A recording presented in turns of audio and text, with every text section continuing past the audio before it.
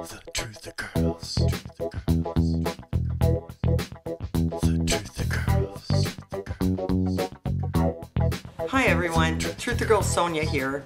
Well, as you've probably heard, Chester Bennington, the singer from Linkin Park, died at age 41 of apparent suicide at his home in California on the morning of July 20th.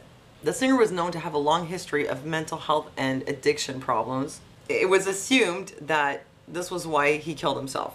But it didn't take long before people on the internet started coming up with alternate explanations, such as that Chester was actually John Podesta's illegitimate son. As you see, Chester Bennington resembles John Podesta. This is also the reason why the Clinton Foundation gave Chester Bennington a grant. And in the end, this is why he ended his life when he found out that his biological father was involved in Pizzagate, as he himself had been molested as a child. Or so the story goes, but is it a true story? Well, let's backtrack a little bit to the Podesta emails, which were full of odd mentions of food, such as this one. I think Obama spent about $65,000 of the taxpayers' money flying in pizza/dogs from Chicago for a private party at the White House. That's a high price tag for pizza and hot dogs. Not to mention that all food for White House parties is cooked on site. Maybe they weren't really talking about pizza and hot dogs. Maybe it was something else. A lot of the terms that were used in the Podesta emails were terms that were used by other people also to mean other things. And people also noticed that the favorite pizza hangouts of Podesta and his friends had logos that looked strangely like, well, see for yourself. And then there was the issue of the handkerchief. A square cloth handkerchief with white and black that was left on a kitchen island. The realtor found a handkerchief.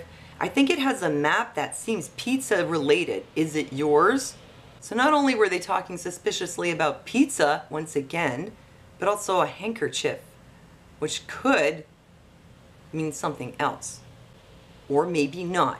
Maybe it's just a handkerchief. And just when all that was dying down, it turns out that the new e-fits for the suspect in the Madeleine McCann abduction in Portugal, it looks like John Podesta and his brother Tony Podesta. Of note though, the e-fits, which look very different, were supposed to be of the same person. And there had been a bunch of other e-fits, and one of them even looked like Anthony Weiner. So maybe they're just really not so good at making e-fits. So then Chester Bennington passes away. And it doesn't take long before somebody notices Chester Bennington and John Podesta are practically identical. This was posted on Vote, along with this picture. It's true, there's an uncanny resemblance. Pretty quickly, someone who replied to this post made a connection that since John Podesta's political career started in 1972 and 76 was an election year, he likely would have been campaigning around the US the prior year. And we know how these politicians are. He may have had a tryst with Chester's mother. And they do say, I'm purely speculating here, so don't attack me, but the timeline matches just as much as their faces do. There were only, what, 200 million people in the US back then, and only 100 million of them were women. Probably only a few million of them were in the states where John Podesta was. So there's only a 1 in a few million chance that he could have slept with Chester Bennington's mother. Well, it's not impossible. And the next step was to logically conclude that Chester Bennington's father found out he was raising another man's son. And this is why he divorced from his wife when Chester was 9 years old.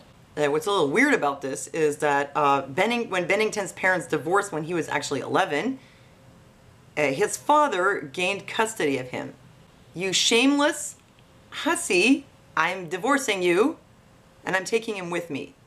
We're pretty far down that speculation road right now, but Chester Bennington does look a lot like John Podesta. Of course, a few years ago, someone else had pointed out online that Chester kind of just looked like an old man. It's strange because Chester does look like that old man, and that old man does look like John Podesta. I can't explain it. Maybe John Podesta has another twin. It's the double. Maybe the clone. So who is Chester Bennington's father? It's Lee Russell Bennington.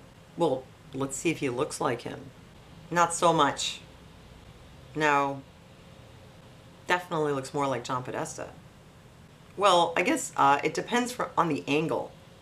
From this angle, it looks like he has his father Lee's eyes. It did occur to me also that the comparisons with John Podesta are with John Podesta as an old man, and as we already know, Chester Bennington, may he rest in peace, did look a bit like an old dude. But if you compare him to a young John Podesta, he doesn't look that much like him. I mean, this is John Podesta when he was young. If you saw this picture, would you say to yourself, that's the singer from Linkin Park? I don't think so. Okay, so what about the part about getting the grant from the Clinton Foundation because he was the son of John Podesta? Okay, here's a picture of Linkin Park with Bill Clinton. They definitely met. They were hanging out at this restaurant in Portugal back in 2014. The Monte Mar restaurant in Cascais, Portugal. What were they doing hanging out there together? Well, it turns out that Mike Shinoda, the other singer from Linkin Park, was also an investor in a recycling center in Haiti where they were buying recyclable materials. But after a while, it became so popular that they had a problem because they couldn't afford to pay so many people for these materials. They were on the brink of closing down completely. But then the Clinton Foundation came to their aid. As you know, the Clintons were very involved with Haiti, so they got a grant for their recycling project via the Clinton Foundation, but I don't think that anybody had to sleep with John Podesta for that to happen. And then there's this. His Twitter says, "I have evidence that will put Hillary Clinton and her cronies away for life," tweeted the morning of his death. Well, where's that evidence? I mean, you know how easy it is to forge a tweet? People just make stuff up. And finally, while we're on the subject, how about this article from Your Newswire? Police say Chester Bennington was murdered. I warned you about this website. I warned you that they just make stuff up as they go along. There's absolutely nothing to back this up. And in fact, the official cause of death has been released as of today, and it was suicide by hanging. So rest in peace, Chester Bennington. And to everybody who is looking at these things, I just want to say, be very careful because, you know, these things literally start with somebody in a forum or a chat room who just comes up with something. Hey, look, these guys look similar. Or, oh, well, you know, he could have been in the area. He could have had sex with his mother. And then somebody else takes that, turns it into something else. And really, it's just found on absolutely nothing. And this kind of stuff just really hurts the truth movement. And these websites like Your Newswire, I'm very suspicious. Like, there has to be more than one person behind this. I mean, the amount of work that goes into that website, if it was one person, they'd be working 24/7. And it just seems like they just kind of have the intel about what to, you know, like to have a real knack for like hitting the conspiracy chords or whatever. I just made up that metaphor. I don't know, does it make sense? And it's like every time there's something, they'll just take it and then just twist it around and everybody just goes for it. Very, very, very clever. I really think this site could be a true COINTELPRO type psyop designed to destroy the truth movement. So I'm very wary of this. So anytime you read Your Newswire, please go and check what it's based on. And anytime you see these very scandalous pictures or it's just a little comment, go and check your sources. Like any good reporter, any good investigator, you have to check. Just check it. Don't be a sheeple. Anyway, let me know what you think. And thanks for giving me a thumbs up and for sharing this video. And thanks for listening to me, and I'll see you next time.